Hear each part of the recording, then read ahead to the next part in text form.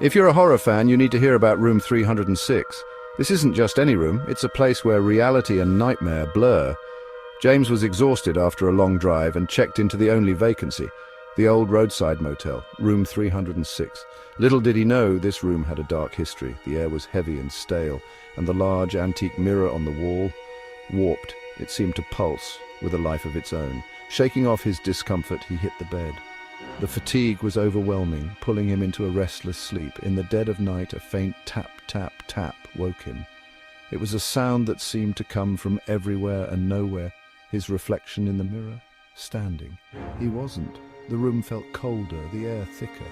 Heart pounding, he sat up. The reflection smiled. James didn't.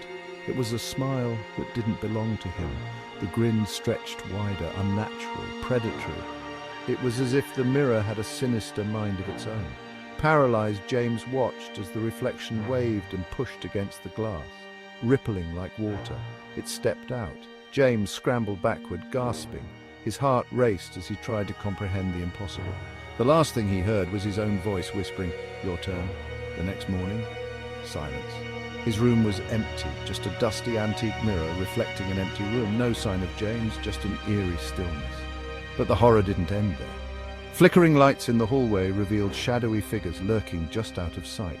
The motel seemed alive with unseen terrors. Ghostly handprints appeared on the walls, trailing after anyone who dared to enter. They seemed to reach out, desperate to pull someone in. Eerie whispers filled the room, growing louder and more insistent, as if the walls themselves were alive. They spoke of secrets and warnings, and at the foot of the bed a dark figure stood, watching, waiting for the next victim to claim. Room 306 was never truly empty. Old newspaper clippings found in the motel office told of other guests who had vanished without a trace. Each story eerily similar, each disappearance linked to Room 306. One woman, Sarah, had checked in for a single night. She was found the next morning, staring blankly into the mirror, her hair turned white from fright.